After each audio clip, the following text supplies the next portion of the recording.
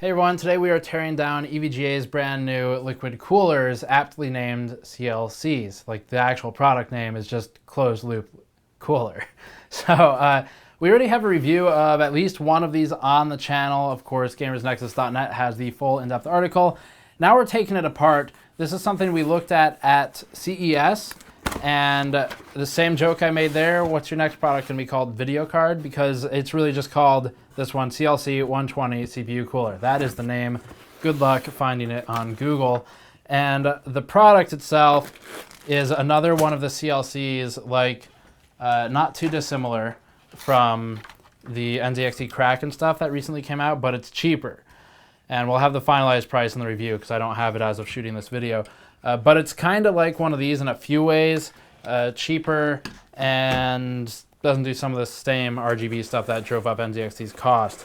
And before getting to that, this is brought to you by our Patreon backers over at patreon.com/gamersnexus. You can check that out if you want to help us out in funding content directly.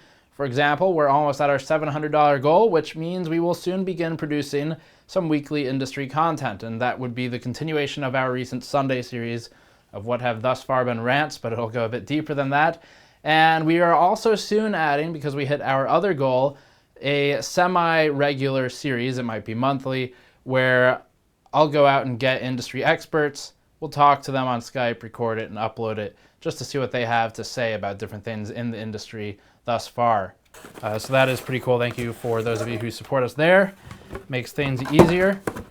So here's the product, pretty straightforward. Went over probably all this mounting stuff in the review itself, so we won't go through that here. There's a couple cables that are relevant, but the cooler itself is just, it's a Asetek Gen 5 pump, so it's the same pump that NZXT uses, but the difference is the actual physical shell, the outside.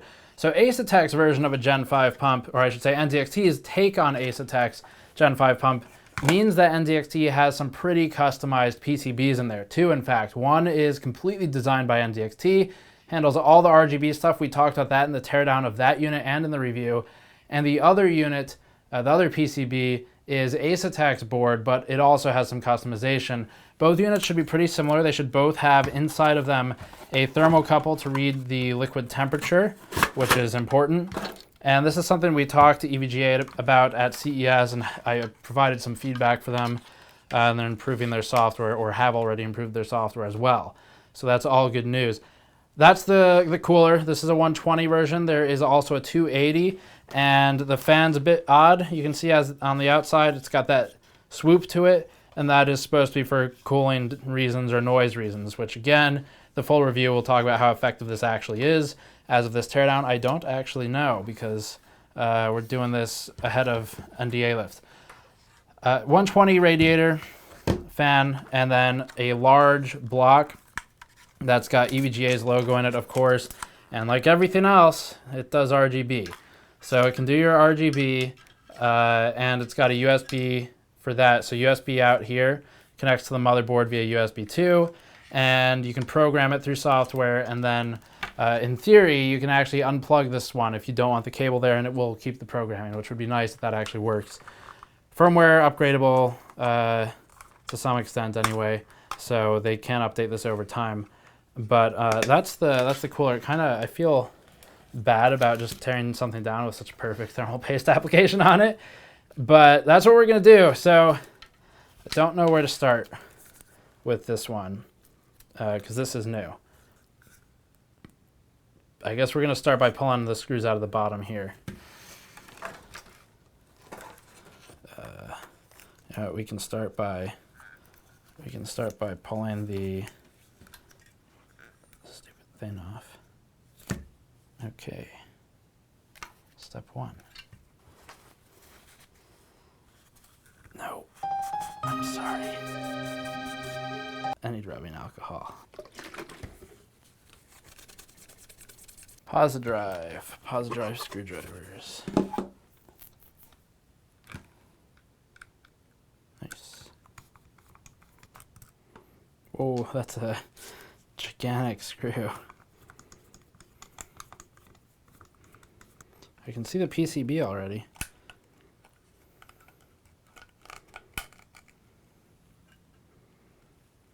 where's the fluid?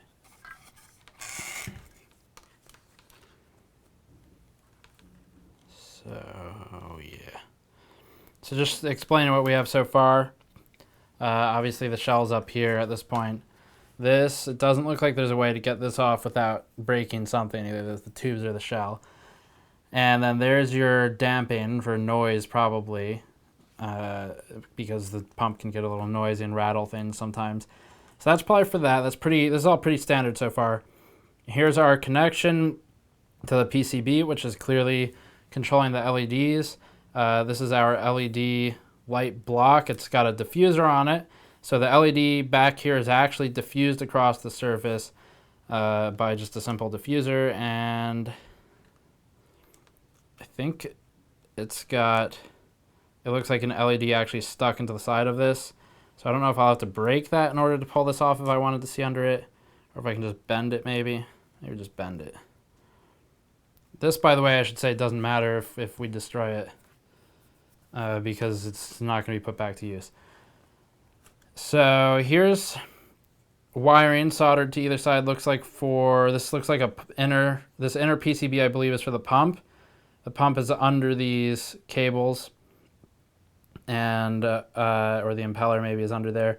Looks like a flat or a controller for either the pump, or maybe that's the controller for the LEDs. I'm thinking I'll have to pull it all apart and look closer. But that's what we got so far. There's a new screw in here. Oh, here's another one. Might have to cut these cables. It's dead. There we go. Cool. So there's the outer PCB. Oh, there's a temperature probe. Where was that? That's over here. Not as much thermal paste on it as NZXT's. So that's a thermocouple of some kind. And it sticks down into this tube to measure, in theory, the liquid temperature, hopefully not the cold plate temperature. That would be kind of silly. So that's theoretically the liquid temperature. And I think if I turn this over in the trademark no food bowl, we should see some leakage. Yeah, so a couple drops came out. But we might have to loosen a few screws to get the rest. Giant Posi-Drive. There's the PCB for the motor. And so there's your motor pump. On the other side will be the impeller. And then on this side we have Asetek's PCB as opposed to EVGA's, which was the outer one.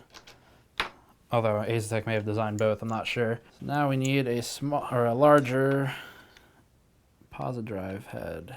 If I remember correctly, this is actually a fill port. So I think if we didn't destroy the cables, we could actually reuse this thing.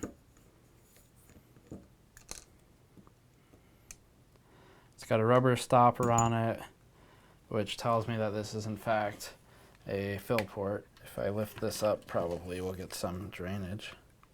Yeah. It'd be nice if I get rid of this stupid base. Okay, well, we'll keep taking screws out. Okay. That's promising.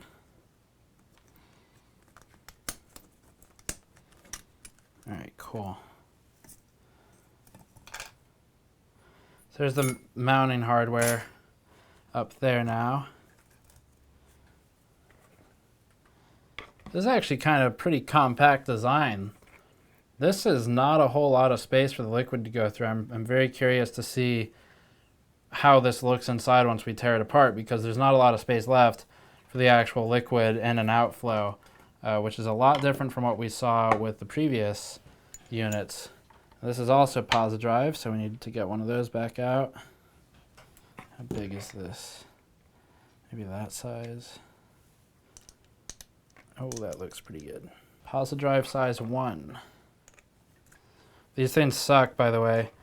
If you haven't seen our previous coverage, it just takes a lot of force to make sure you don't strip it. Oh, fuck. It's gonna be like that again.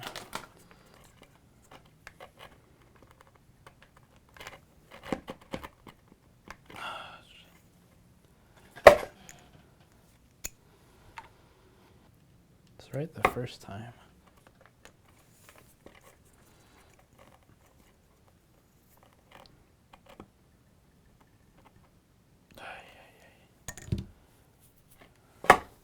I hate these cold plates.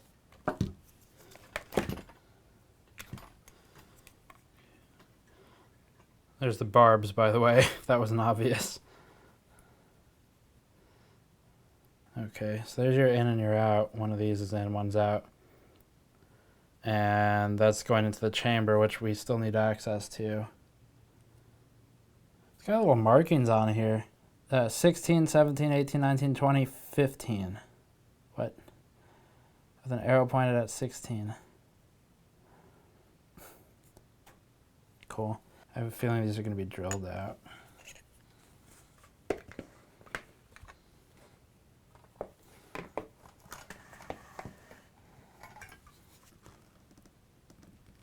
Ah, fuck.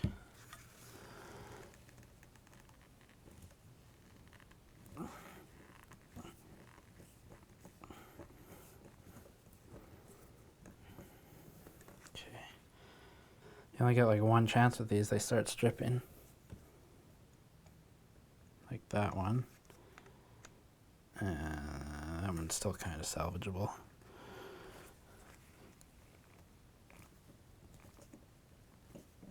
No. These strip so fast. And they're really tight because they're not meant to be taken out. We have this problem every time.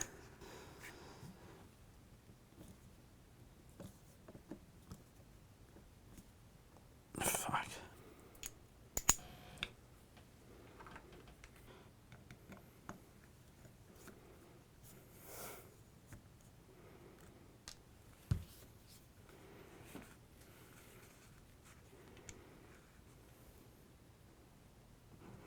Yeah, I'm gonna have to drill these.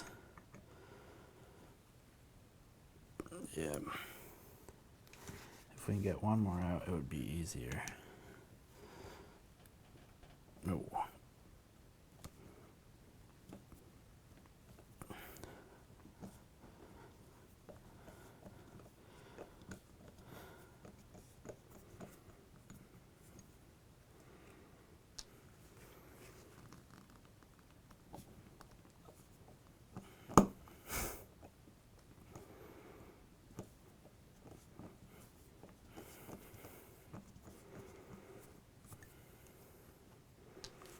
So maybe this one.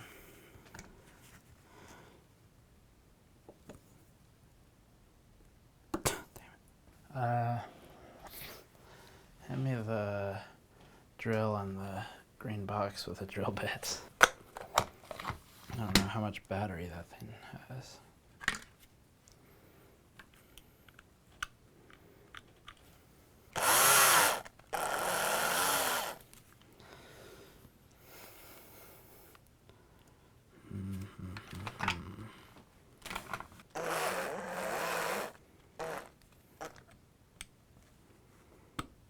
Be a little bit ambitious in size.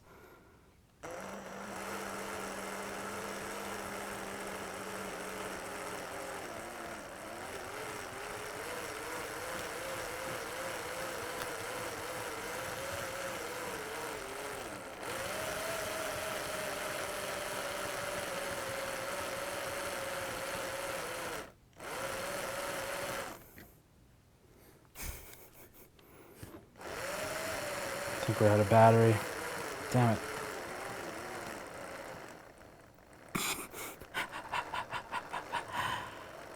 Giving her all she's got, Captain. Yeah, we're definitely out of battery. Damn. I'm going to try screwing it out now. Well, let's empty all the fluid in here. Oh. How many people are going to have to go to the bathroom after that?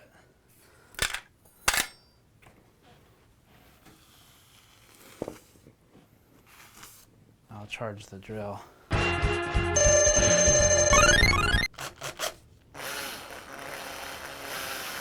Have to remember not to drill fast because last time we did, that bit snapped.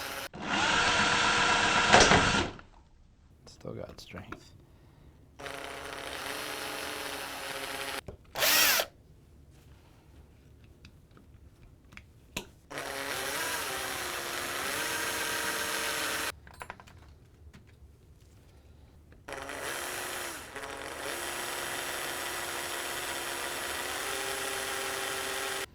Oh. Those numbers do correspond with the screws somehow.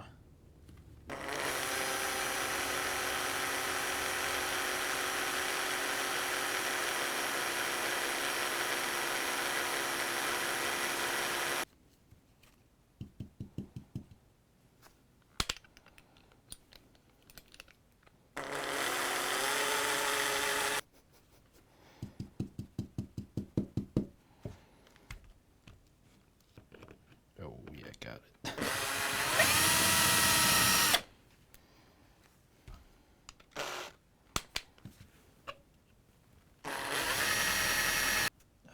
Let me see those crappy bent red pliers. They might get more bent right now. This might work, maybe. Just need it up a little higher.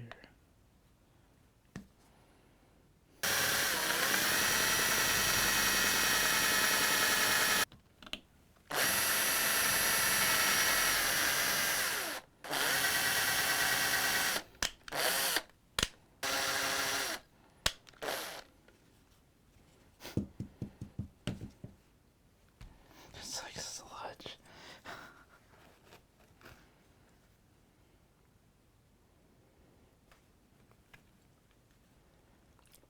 Oh man. Okay. These pliers they've just become priors at this point. This is a formula to hurt yourself.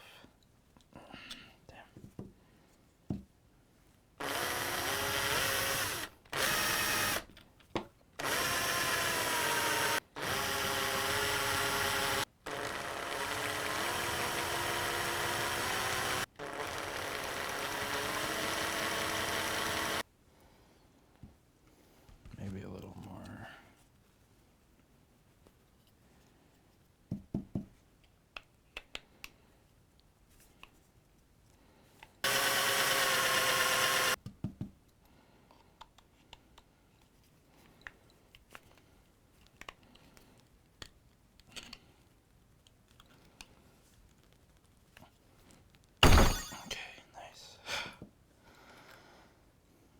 Do some kind of sound effect there. Okay, so what we expect, of course, but it's always fun to double check. This is the inside of it. I wasn't sure if we were going to make it this time. EVGA, if you would like to reclaim your materials, please contact me. Here is the shiny cold plate, still wet from whatever liquid was left in there. Just to explain it again, it's been done before on our channel, but these are the micro fins down the center. This is a typical Asetek cold plate, copper cold plate. Whether they source that externally or make it themselves, I am not sure. But lots of micro fins. I don't know how tight of a zoom you can get on that. I'll hold it very still for a second. But the micro fins are very densely packed. There's not much spacing between them. And so the liquid flows through the fins, and because they're so densely packed, that means you have more surface area, and more surface area means more cooling potential. So even though they're tightly packed, we have a high water pressure going through them because of that dense assortment of fins, and then the heat is spread over all of them, of course, and liquid goes up back into to where it came, basically. And this is the other side of that. So you've got, let me try and angle it for you, up here, an in and out valve, maybe not respectively, but you get the idea. One is in, one is out. It goes through the fins and comes out the other side, goes through the radiator. Warm air goes up to the rad, gets cooled by the fan, through the aluminum fins in the radiator, and that is the end of that. So that's the EVGA CLC, as they call it, very aptly and creatively named. I suppose this will go on our wall of torn apart stuff. I'm gonna have to carefully get this metal stuff off, the metal shavings out of here, and maybe wear gloves next time, though I think I'm good. So that's EVGA's thing. I don't know that they were expecting us to take a drill to it necessarily, but we do have the normal benchmarks as usual. It's in a separate video and article, so you can check that out if you want to see how it actually performs but now you've seen what it looks like inside. It is, in fact, an Asetek cooler. That doesn't mean that it's not unique or not somehow providing value, because it is at a lower price point than the NZXT ones. It's sort of between NZXT and Corsair, provides some of the LED stuff without going all out like NZXT did. So it fills a market. It's just, is it good enough? And that will be in our review. So check that for more. Subscribe, as always, to find more of our content. It does, of course, help us as well if you check out the Patreon link in the post-roll video. Thanks to those of you who have supported us thus far at patreon.com/gamersnexus. Links in the description below. I'll see you all next time.